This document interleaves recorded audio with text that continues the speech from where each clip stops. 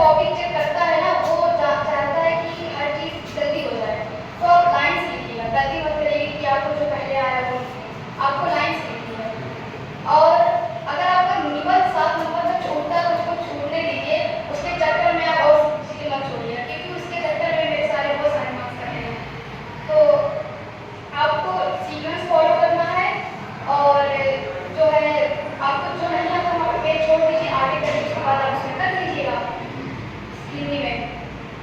और हिंदी में आसानी से 95 नंबर आ सकते हैं अगर आपने थोड़ा सा मतलब मेहनत करके और एक्सरसाइज से बताएंगे, अगर आप उनको फॉलो करते हैं तो आप आ सकते हैं।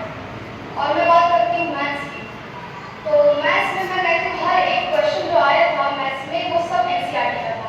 तो आपको एनसीईआरटी का एक एक क्वेश्चन बाय हार्ट अच्छे से सॉल्व करना है।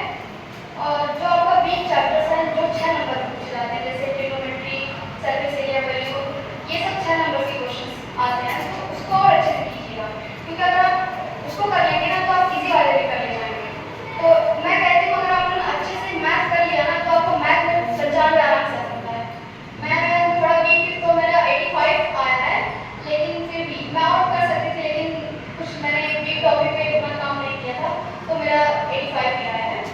मैं बात करती हूँ साइंस की।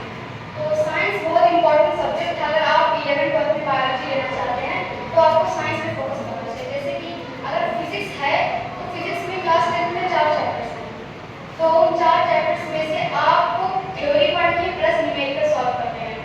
और केमिस्ट्री में आपको रिएक्शन पे फोकस करना है, क्योंकि उसमें रिएक्शन आते हैं।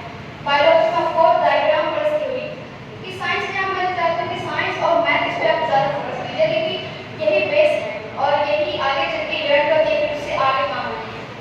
इंग्लिश की बात करते हैं तो इंग्लिश बहुत इजी सब्जेक्ट है, इसमें आप मैं कहती हूँ कि 95 को ले आ सकते हैं। मैंने इंग्लिश में बहुत कम मेहनत की थी और बहुत स्मार्ट वर्क किया था, मेरा 91 आया था इंग्लिश में। तो इंग्लिश में लिटरेचर की बात की जाए तो आप इंग्लिश का जो लिटरेचर है ना उसको कहानी को अच्छे से आप स्मार्ट वर्ड के हैं तो स्मार्ट मतलब चल रहा है, तो आपको कौन से ऑफकोर्स मतलब कहानी आपको समझ लेनी है, उसके बाद एक बार ऊपर से पढ़ लीजिएगा, आपको कहानी आ जाएगी। और आपको फोकस करना है ग्रामर पे। अगर आपका ग्रामर सही है तो आप क्वेश्चंस को बना के लिख सकते हैं।